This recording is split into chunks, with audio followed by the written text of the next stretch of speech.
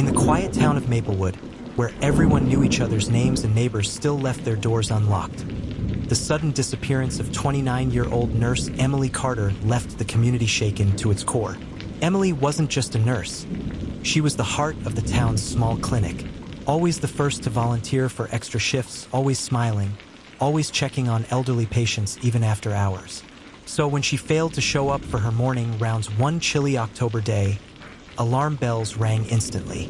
At first, investigators feared the worst, a random act of violence. Her car was found abandoned just a mile from her apartment, keys still inside, and her purse untouched. It looked like she had simply vanished into thin air. For Maplewood, a town unaccustomed to crime, the theories grew darker by the hour. But as investigators dug deeper, cracks began to appear in the image of Emily's seemingly perfect life. Hidden beneath her warm smile was a complicated personal world.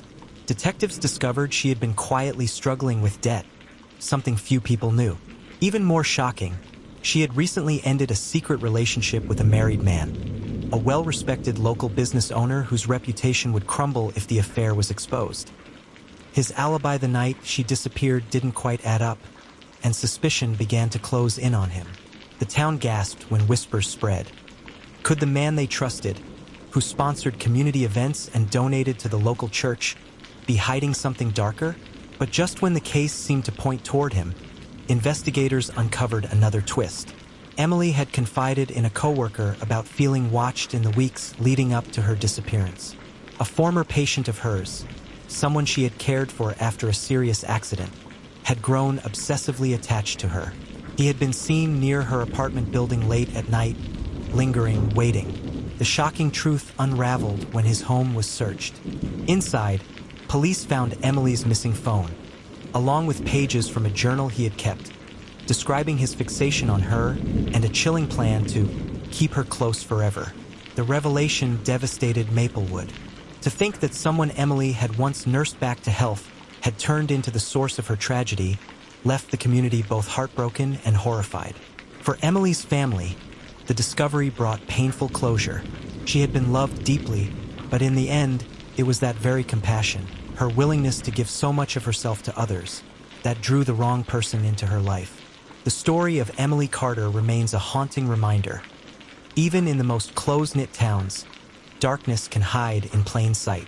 And sometimes, the people who seem most grateful can harbor the most dangerous secrets. In the days following the shocking arrest, Maplewood found itself caught between grief and disbelief. The man responsible wasn't an outsider, nor a faceless predator who slipped into town unnoticed. He was someone they had all seen before, a familiar face that many had once pitied, even helped. That realization cut deeper than the crime itself. Emily's funeral became one of the largest gatherings the town had ever seen. Hundreds filled the church pews, spilling into the aisles and out onto the street. Former patients spoke through tears about the way Emily had cared for them when no one else did. Parents held their children close, warning them in hushed voices about the dangers of misplaced trust. The married businessman, once considered the main suspect, sat quietly in the crowd, his reputation tarnished, his secrets no longer hidden. Though he was cleared of involvement, whispers followed him everywhere he went. For some in Maplewood, his affair was seen as a betrayal nearly as shocking as the crime itself. Meanwhile, investigators pieced together the final days of Emily's life. The journals they found in the suspect's home painted a disturbing portrait of obsession.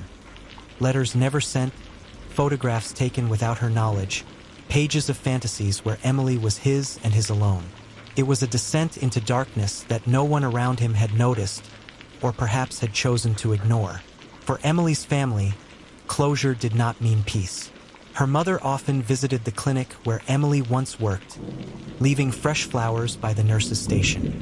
She gave everything to this town, she whispered one day, and in the end, it took everything from her. The story of Emily Carter became more than just a crime in Maplewood. It became a cautionary tale. Schools, churches, and community centers began holding talks about safety, trust, and the hidden dangers of obsession.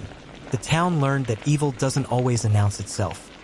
Sometimes, it hides behind gratitude, familiarity, and even kindness. Years later, Emily's name is still spoken with reverence. Her photo hangs on the wall of the clinic, a reminder of the woman who gave her life to helping others. And while Maplewood has slowly healed, the shadow of her disappearance lingers, a permanent reminder that sometimes the greatest dangers are not strangers at all, but people we think we know.